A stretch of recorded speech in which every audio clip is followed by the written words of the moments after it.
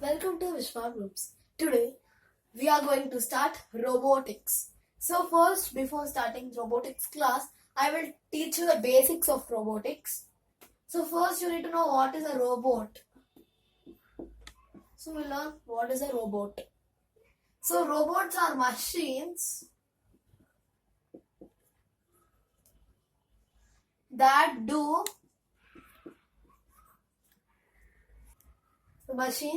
some kind of movements.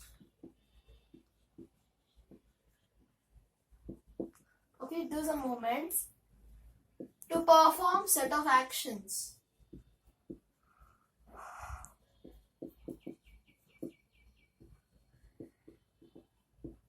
So this is a robot. So firstly we can say that it's a robot. Robot is a machine. So you have to give some set of instructions to that so that it follows it continuously. So that if you give that instructions, it will follow. So that is robot. So actually it is a derived from this language. Robota. So what is robota? Forced labor. So robota is a forced labor, the meaning of that word. Now we'll move on to so our second part is types of robots.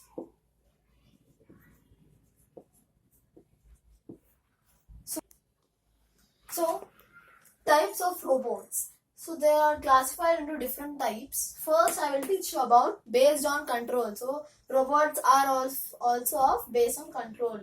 So based on control is nothing but manual. So first one is manual.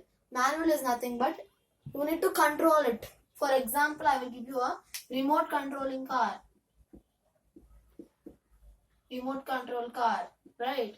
So you need to control that car. So it will not go automatically by its own. You need to control here so that it moves as per your instruction, right? That is manual robots. And next one is about autonomous. Autonomous is nothing but it's automatic robot. So it knows what to do, what not to do, because you will be coding it before, right? So you will be given, it will be given some set of instructions. So it will be following that, but you need not control it by anything. Okay, it will do all on its own. Now we are moving to semi-autonomous. Semi-autonomous is nothing but it is automatic, but some tasks it cannot do on its own. Some tasks must be manual. Cannot be done manual. Cannot be done automatically.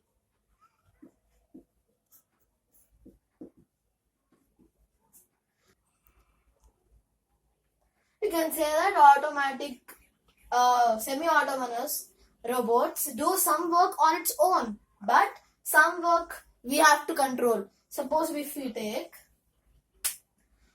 one robot, it can move on its own, but if you want something to be lifted by it, you need to control that, then only it will take that and bring it to you. So these are called as semi-autonomous. So types of robots are classified into based on locomotion also. Locomotion is nothing but the movement of the robots. With what it is walking, it is slithering or swimming or flying, that we need to know. So based on that also we have some robots. So based on locomotion there are totally 7 robots. So wheeled robots are nothing but it will have wheels. It will move on its wheels. So walking robot is nothing but however we walk like that, it will be the robot will be like that. It can be dog, human. So it will be designed on their own. Flying. For flying means it will fly in the air. We can take example as quadcopter. I will write it here.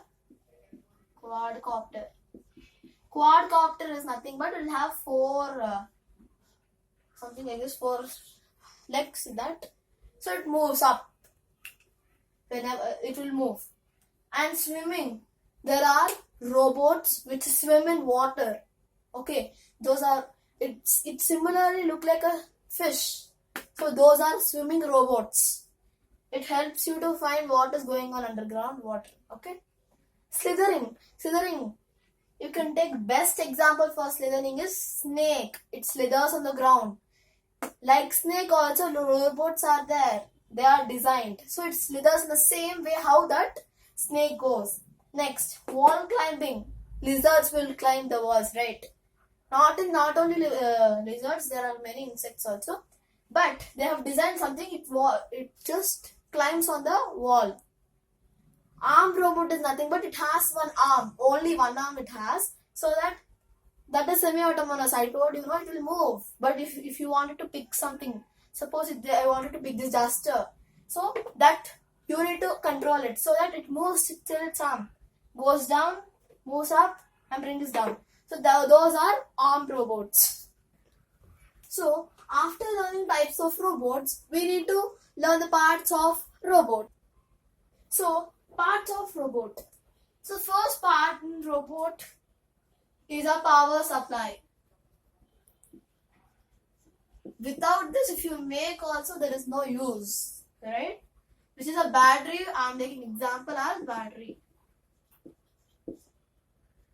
Second one is motors, because motors are required for the movement of a robot. If a robot is moving in its legs, motors are fixed so that it is moving, else it wouldn't move. So next is mechanical accessories. So all are very important in this. If one is also not available, you couldn't do the complete.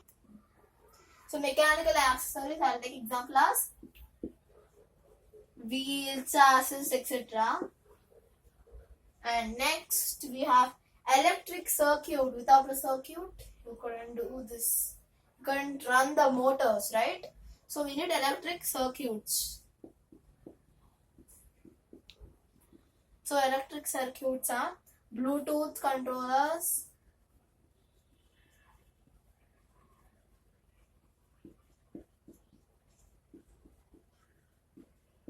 then motor drivers,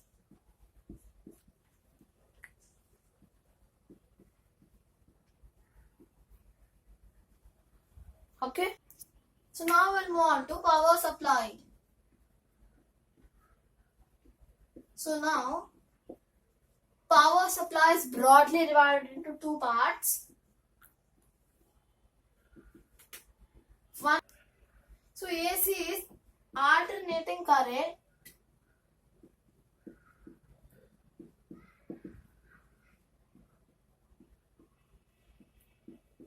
DC is direct current. Where do we find alternating and the direct current? Now I will give you some examples. So AC is found in all houses, because this can be stored. This AC can be stored.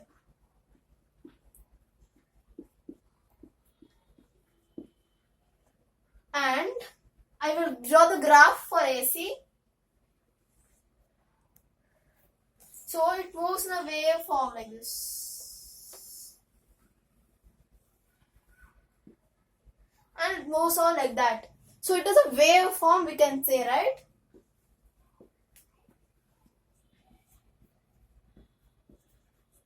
So it is in waveform. Here, this direct current is stored in the cells and batteries.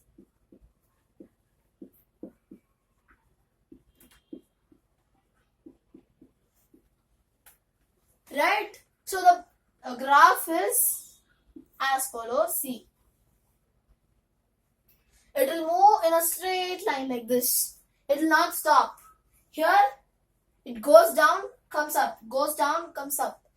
But here, it moves it's perpendicular to the surface. So AC cannot be stored, but DC can be stored.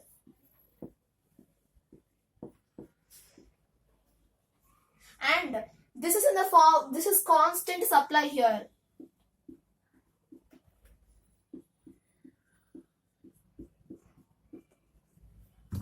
Okay. So the cells in the battery, the cells in the remote. Think this is a remote and cell. So inside the remote we keep cells so that it works. So these batteries are AA batteries. So what is AA? Alkaline batteries, okay? Alkaline battery. So these batteries is of 1.5 volts. So now you would think, what is this V? So now we'll move on to voltage. So now we'll move on to voltage. Now why we have started voltage? Because there I have told you the battery was 1.5 volts. So what is that? You couldn't understand, right? That's why we are moving to topic voltage. So voltage is nothing but it is the potential difference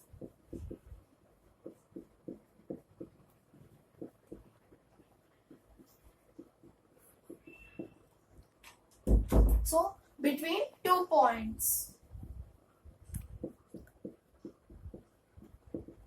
So it is the potential difference between 2 points. Okay. So now we will learn voltage with the easiest example. Now I'm taking a water tank. This is the example.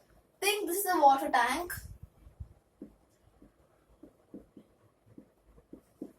And I have pipes A and B. So from which pipe will the water move first? Think and say. Right? So I hope from B it goes first. B or A? Which one? B. Yes. B, the water will go first because when the water is going by it can't take water, right? That is what is about voltage. So potential difference. In that example, pressure was there for B. That's why the water would move very easily. So now, after learning this, we learn the units. Units is capital V, which is volts. So just now I have told you that cell, positive, negative. So cell has 1.5 volts. Not every cell has 1.5.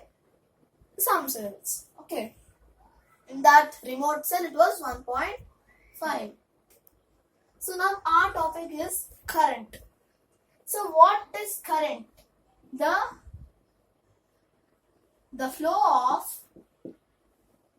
electric charge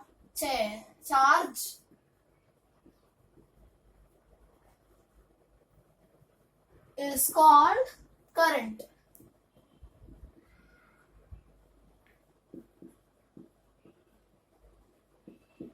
So normally flows from higher potential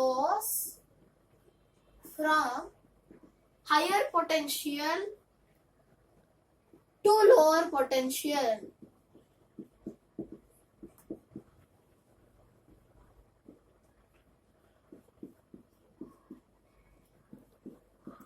So the units of this units is A, which is ampere.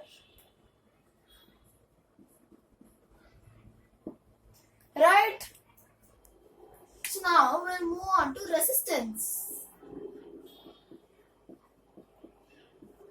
So first we need to know what is resistance and what are its uses. So first thing is that resistance limits the flow of current. suppose if I take example as I am taking a battery of 5 volts and I'm connecting it to a bulb of so I'm taking 5 volt battery. Okay, I will take 10 volts. 10 volts I'm taking 10 volts of battery and I am connecting it to a 5 volt bulb. When I connect it, what happens is that this bulb gets bursted. Why it bursts? Because here I have 10 volts and I'm just giving to 5 volts. So it is not divided parallelly. So you need to decrease your voltage or current. For that, you need to use a resistor. So if I use a resistor, what happens is, first I need to remove my connection. Now I need to connect resistor to any of the terminals. I am connecting it to positive terminal. So resistor is a small device, very small it is. So then I have to connect it to bulb. Then what happens is that this bulb glows because resistor here decrease the power of this battery. So that's why we have written that it is limiting the flow of current. Now we'll be learning some differences between AC and DC. So which is the right, which is the point is dangerous and which is not. So now if I take DC, 230 volts, this will be very dangerous because as we saw the graphs, it was like this. That means constant supply also, we learned that, right? So it is constantly giving some current. So you have no chance, if you get a short, if it becomes a short circuit, you have no chance to remove your skin or body. So no chance is there. Suppose, think I am getting current shock by holding. Okay, I have no chance.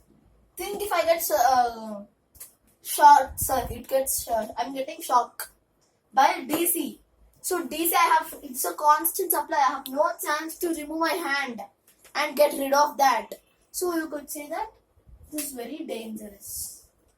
But whereas moving to AC 230 voltage, it is also dangerous only. But what happens according to the graph, it is something like this waveform.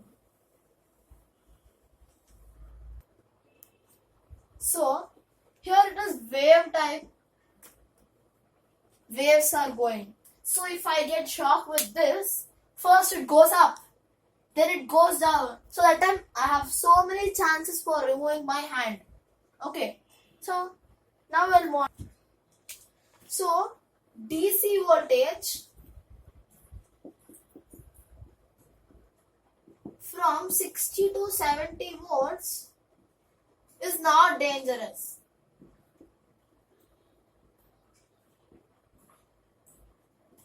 Okay. And usual voltage of batteries range from 5 volts to 24 volts. So these you need to note. Hope you all are noting the notes. So battery is nothing but combination of cells.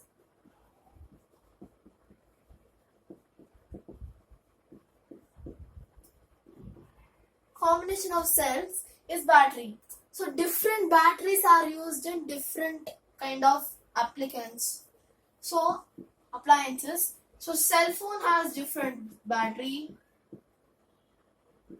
Laptop has different. Tablet, power bank, TV remote, torch light, watch, camera. These all have or different batteries, but these batteries are small in itself, small. Whereas you have very big batteries in inverter and car battery. So car battery and inverter has very big batteries.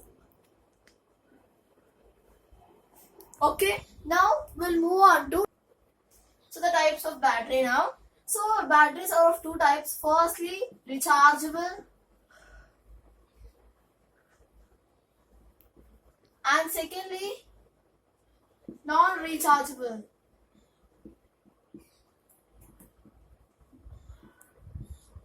Rechargeable batteries are nothing but the batteries which can be charged again. But non-rechargeable batteries are nothing but they cannot be recharged again. Just use and throw with that. Start. So now we are moving to electric circuit.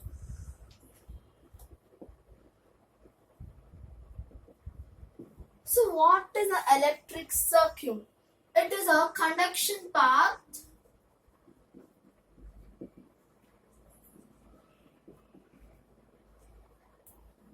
which allows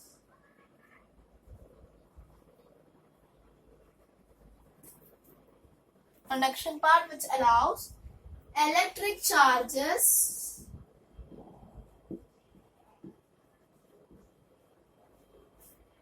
to flow through.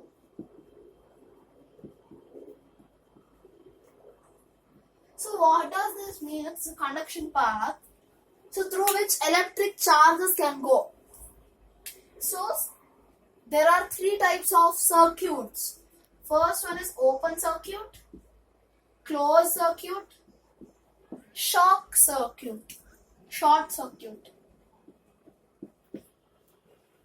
Okay, so first how open circuit will be there, I will tell you.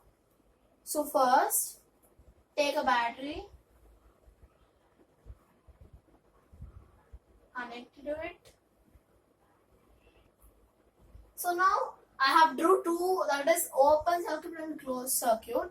So open circuit will be like this. Here some gaps will be left as if the wire is cut. So first it will be connected to a battery, positive terminal, negative terminal, connected to a bulb. Then it will not glow because here gaps are there. Nothing is there, right? So that's what it will not glow. Next we are moving to closed circuit. So closed circuit. So everything will be closed. Here these gaps, it will be filled with a wire so that the bulb will glow. So now we'll move on to short. So now I will say about short circuit diagram.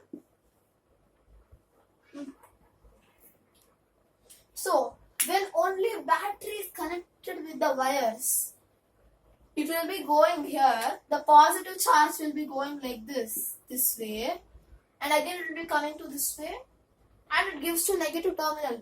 What is this? No, a component is there to which it has to give some current. So that's why it will just burst. It will burst. So that is a short circuit. So now we are moving on to circuit diagram. So what is circuit diagram? It is the graphical representation of electric circuit. Graphical representation of electric circuit.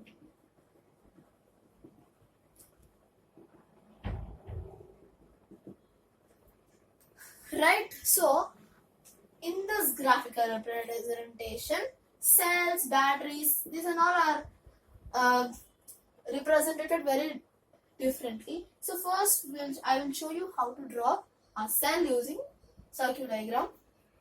Okay. So cell will be drawn like this. First a line like a wire, then make a bigger line. This will be a positive terminal of the battery, and make another smaller one. This will be a negative terminal of the battery, but equals nice spaces should be left between those two. Now we'll move on to battery. So as I already told you that combination of cells is battery. So in the same way you need to draw a battery also. First we'll take two cells, longer one, shorter line, plus minus, this is a cell. Again one more, this will be positive and this will be negative. Now just connect these through wires. So wires are just the straight lines. See, now this makes up a battery to you. So combination of two or more cells is battery. Now I will show you the representation of an LED. So first we know what is an LED. LED is light emitting diode.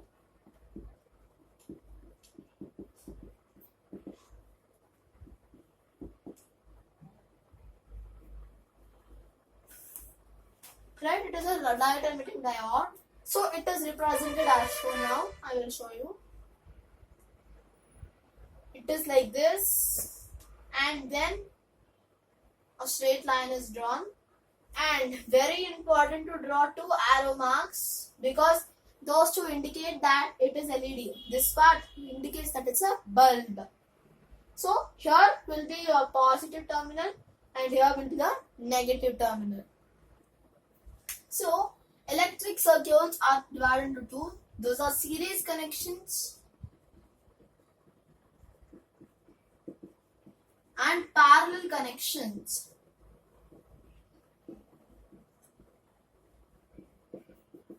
This will be shown in practicals. So series, the bulb glows dimmer because in series connection the current gets divided, so that it just becomes voltage. But in parallel it glows very well.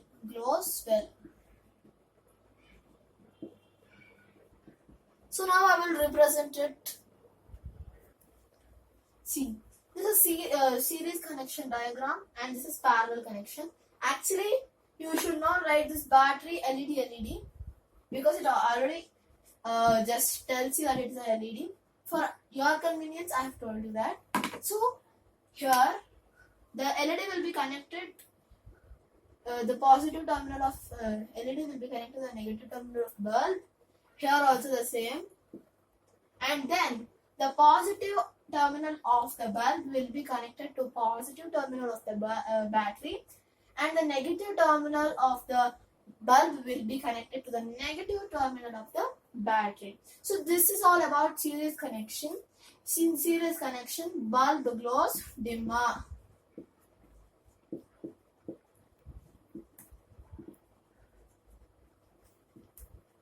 Right? Now we'll move on to parallel connections.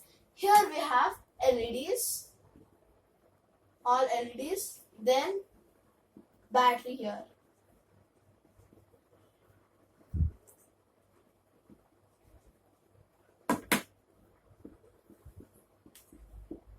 Right?